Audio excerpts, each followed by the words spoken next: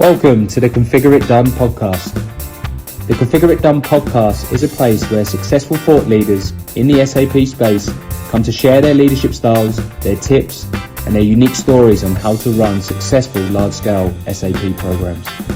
Listen to the podcast to learn from their successes, their failures, their career stories, and their inspirations. This podcast is in partnership with the Black Dog Institute, who aim to create a mentally healthier world for everyone. If you wish to support the cause, please donate via the link below. All right, welcome, Richard. Thank you for joining us on the podcast today. I'm really looking forward to having a look at your insights and exploring your career and your project management philosophy. But thanks, Jane. No problem. First of all, why don't you give us a bit of a background about yourself and your story and how you got into SAP? So I started out life in the UK, like yourself. And I came over to Australia in the sort of late 80s. Mm-hmm. And I was working for Coopers & Lybrand in those days in a sort of internal audit role. And I guess the path of how I came into SAP was a little bit tortuous. I was doing a lot of work for Woolworths. Mm-hmm. In those days, internal audit type work. Sure. And Woolworths was such a different organisation then. You used to go down to the cafeteria that they had downstairs, and it was not unusual for me to find myself sitting next to Harry Watts, who was the managing director, and he might just come down with his tray of food and sit next to me and just start talking. Mm-hmm. So I actually had a relationship with this amazing man who was the managing director. I mean, that sort of thing doesn't really happen anymore. But I was writing an internal audit report, and there was a fairly standard control problem. And instead of writing like a sort of one paragraph boring recommendation, I wrote a sort of 3-page functional spec, almost like a solution spec of how they should actually go about fixing the problem. And they said, well, that will never work. Mm-hmm. Then a year later, they said, actually, we think it might work. And they said, we want you to be on the project. So I moved from that to actually working on the project, an implementation project, which went really well. And then a year later, the CIO announced that Woolworths were going to be implementing SAP to replace their financial systems. So it was sort of a similar thing. They said, well, okay, let's get Richard. We know him, he knows us. They wanted me to come and work on the project with them. So that was how it happened. How did you see that back then, Richard? Did you see that as a big opportunity, or was it more of a chore, I guess? Or that's a good question. I don't think I saw it as a big opportunity. I had no idea where it would lead and where it has led. But I did see it as exciting. Yeah, it was something I definitely wanted to do. I didn't really want to stay where I was in the sort of work I was doing. I wanted to move into that consulting more, at the coalface, actually making a change, being the one responsible for making the change, not sort of reviewing things or whatever. Mm-hmm. And obviously you've been in the SAP game a while. I think you mentioned there that it was in the 80s that you first came over. What keeps you in the SAP domain? Well, I think it's primarily the challenge and the reward. The challenge is always there. It's never straightforward, and you're never bored. The reward is there. There's been some incredible achievements, and some of those achievements just, they'll live with me for the rest of my life or throughout my life. And I think that is the case for a lot of people who've been on SAP projects. Mm-hmm. So, you get an unbelievable sense of achievement. And, there is a reward, financial reward as well. That obviously helps as well. Sure. So let's tap into some of those achievements. What would you say are your greatest achievements that are going to live with you? I think probably the greatest project was the one I did at Corporate Express. Mm-hmm.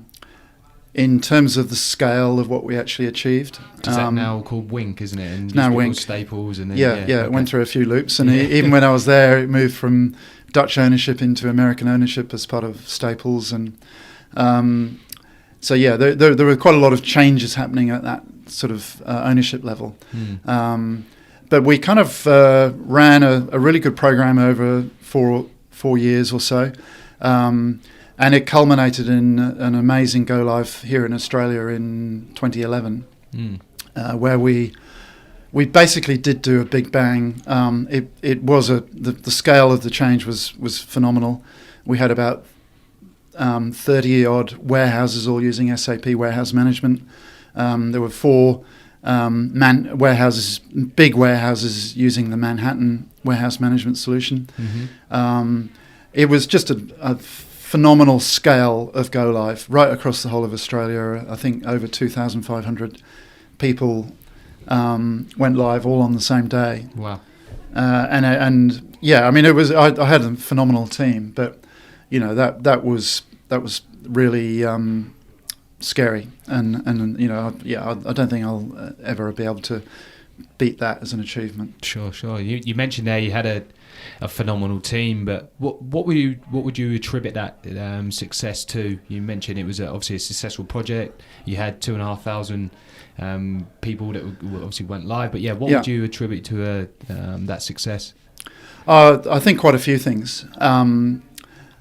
Certainly, you know, we had a great team of business analysts, good help from the consulting partner, but I think overarching it was the business program manager that we actually pulled out of the business. He and I formed a really strong alliance, and his role was pivotal in terms of, you know, managing the project back into the business. And I think ultimately through him we got a lot of engagement with the business, and you know, they were really on board right the way through that whole go live process. And I think one other thing was we actually got the what I call the implementation strategy. We got it right, and that is just unbelievably important. Sure. And what does right look like? Well, there is no one right answer, but you do need to spend a lot of time thinking about it. When I'm talking about an implementation strategy, I'm talking about, you know, what scope do you go live with? What's the scope of the project? Having a manageable scope. What do you attempt to go live with first? You know, what's the sequence in which you go live with? You know, what's you know, how do you map that out over a time frame? And I think you have to have some things in there. For example, you have to have what I call a quick win. So you know, you have to achieve something early. You know, at least within the first 9 months of the project, if you can, something tangible that demonstrates your ability to deliver. If you don't have that, then I think I would argue your implementation strategy is already wrong. But then you start to get into how do you mitigate the risk of the project, the business change, and you've got to really think through the different scenarios, the different ways that you can do things. Have you got an example? It's a great strategy about getting a quick win now. I suppose that buys the business their confidence really in the project. But have you got an example of a quick win at one of your previous clients? I'll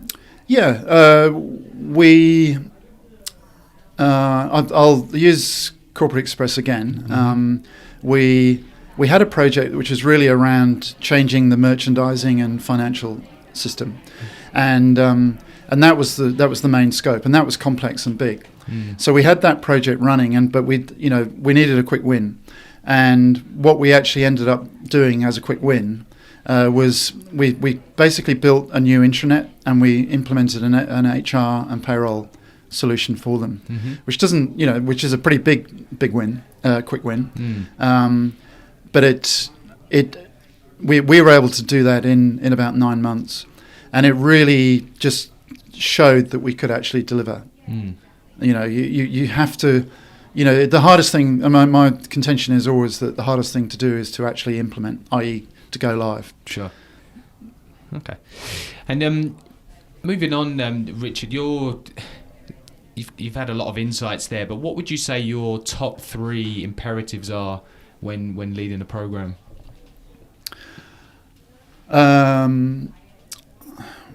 Well, I suppose, shall I talk about my philosophy? Yeah, that'd be good. Yeah. So I did a speech at one of the Precision events a few years ago, as you probably remember. Was it 3 or 4 years ago now? Time flies. Yeah, maybe 4 actually. Yeah. And I was talking to Simon about, the presentation was about what's your project management philosophy, and I probably hadn't really thought about it. The one thing I do remember is my very first project, which was a very hard project. The first question I got asked by the client when I started as the project manager was, "What is your project management philosophy?" And I didn't have a project. I didn't have a project management philosophy because I'd never managed a project. I couldn't really say that as the answer. But I think over time, when I thought about it as part of that presentation, I came up with 5 things. So the first one was get the implementation strategy right, which we've just talked about. Mm-hmm. The second one is what I call ensure that governance is there to help the project succeed, which is really important, how the business is engaged, but really being thoughtful about what you're trying to achieve with governance. Mm-hmm. The third one is having what I call a lean project team. So it's always easier to add people to a project team than it is to take people away. Mm. And I think, we always have to be very cognizant of the company that we're working for or the business, and it's their money. Mm. And we have to be very prudent with that, I think. Mm. The fourth one is understand and drive the people on the team. There's no getting away from the fact as a program manager, your responsibility is to get things done, and to set people clear deliverables and accountabilities, and basically drive them to achieve that. So that's part of my philosophy. It doesn't necessarily make me popular, but it is, it's part of the role. And I think the last one that I talked about was collaboration is crucial. Mm. And by that I mean, really not letting people sit on problems and let them fester. Really get in a room and share those problems and let's work on them together. Mm. So that sort of collaboration concept needs to permeate the project if you can make it. Do you think, obviously with COVID last year and a lot of companies have gone to the flexible model, the traditional getting everyone in a room and not letting, problems fester. Do you think that leadership styles had to adapt and change when leading remotely? That's a good question. I mean, I've delivered a couple of projects now in that remote mode, and I think it probably has had to change. Yeah. I don't think you could, rely on the fact that everyone was just turning up and there. And there was that sort of immediacy. I think you have to, be a lot more deliberate about how you engage with people and how you bring, how you ensure that communication happens in the absence of everyone being together. But I've found that, for example, daily stand-ups work just as well when everyone's on Teams as if you're all in a room. It's amazing what you can achieve. Sure. Yeah, I found, obviously when we were working remotely on Microsoft Teams, those people that are introvert and they don't normally have a voice in a wider setting, they actually had an opportunity to speak. Right. Yeah, that's interesting. Yeah. That's what I found, and you get normally those people that are introvert, you get a lot more ideas from them as well. And they're the ones that have the best ideas sometimes. Yeah. I mean, that's a key thing for project management, program management, is making sure those voices get heard, and that comes back to that collaboration thing. Mm-hmm. Yeah, but you're right. I think that's a really interesting sort of learning, if you like. Mm. Mm. So moving on, Richard, to some of the challenges you may have faced. What would you say has been your biggest challenge or failure, and what did you learn from it? Yeah. Well, I did have a pretty big failure, to be honest. It was in fact that first project I was just talking about. It was a major DIY retail organisation, a fantastic organisation, extremely well run, very tough, hard retailers, and as I said before, I hadn't actually run a project before,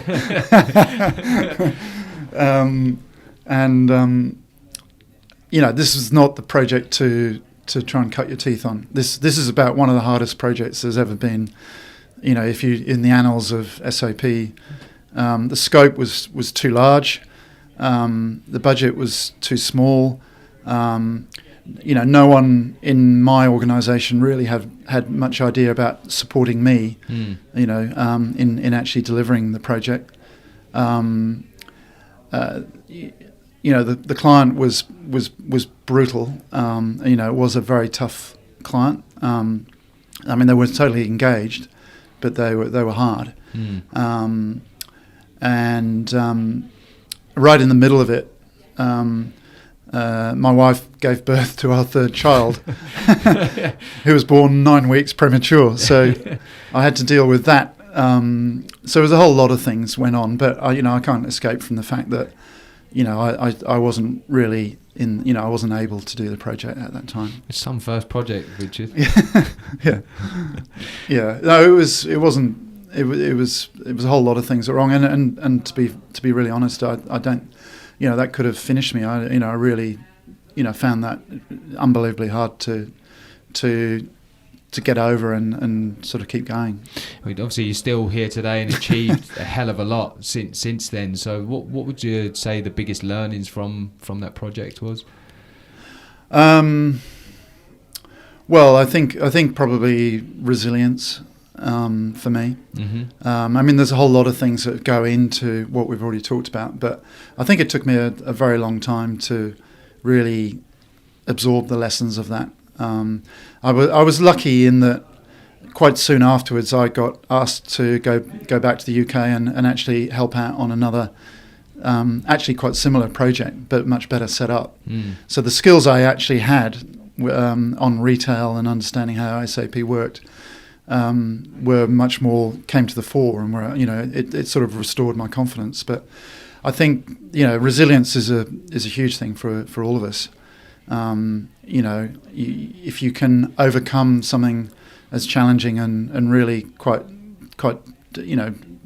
difficult as that, and still come out, still able to move on to do something again afterwards. That's very empowering for you. Know that you've overcome something which was about as tough as it gets. Okay. Moving the questioning on to some of your influences. Obviously, you mentioned you had a lot of FaceTime with a CEO at Woolworths back in the day. Is there any key mentors or influences that have stood out for you? And if so, what did they teach you? What did you learn from them? Yeah. I think that's a good question, because I don't think I've had a mentor that's stayed with me right through my career. And I think that's probably something that I do regret in a way. But, there are two sort of people I can think about. One is when I was at university in Southampton, the professor of mathematics, I was doing a maths degree, was this amazing guy called Dr. Frank Rhodes. And he was kind of this really eccentric genius man. He actually grew a whole range of cactus plants in his back garden in a sort of rockery. And you can imagine growing cactus plants in England's not virtually no one's ever done it. Yeah, not the best weather there. No. But he encouraged me to do a thesis while I was at university, and it was called the Theory of Numbers. And I've still got it at home. It's all handwritten, literally. And it's so dense and theoretical, high, complex maths. So I have no idea now when I look at it what it actually means. but he had the confidence in me to actually that I could do that. It was quite high-end theoretical maths. But, he was kind of the sort of really amazing person who believed in me. And I think also when I came to Australia, there was a partner at Cooper's who I worked with closely, who he kind of expected stuff from me. He thought I could achieve things, and he just expected me to. So to me that was really inspirational. So fundamentally, I think it's people who gave me confidence in myself, really. Sure. Okay. And obviously, Richard, you're sitting here now, a lot of experience, a lot of achievements. You've tapped into some of the challenges that you've had. But if you could have your 21-year-old self in front of you, what advice would you give yourself? Yeah. That's a interesting question, isn't it? So, when you're asking that, are you asking with the benefit of hindsight, or more?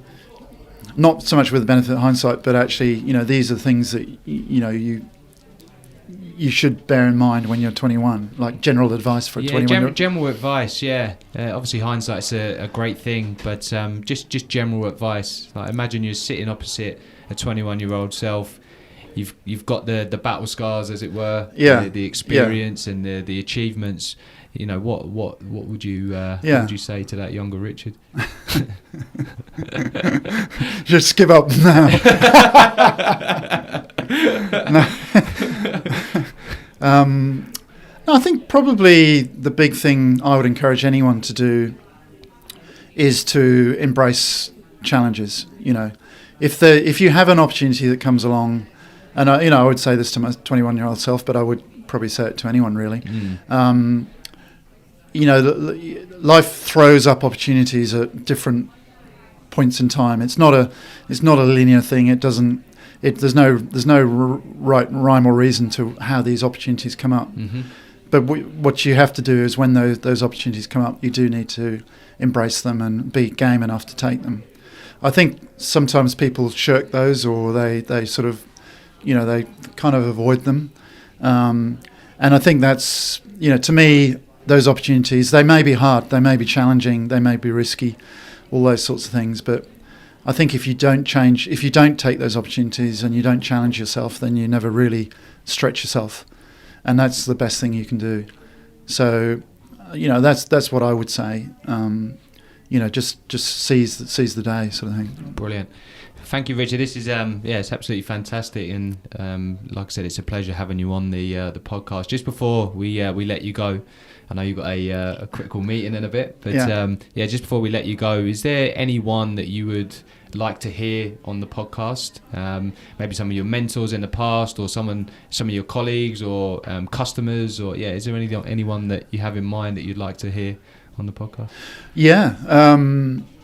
I think there's two people I can think of. There's a guy called David Bostock, who used to be a partner at IBM and at PwC.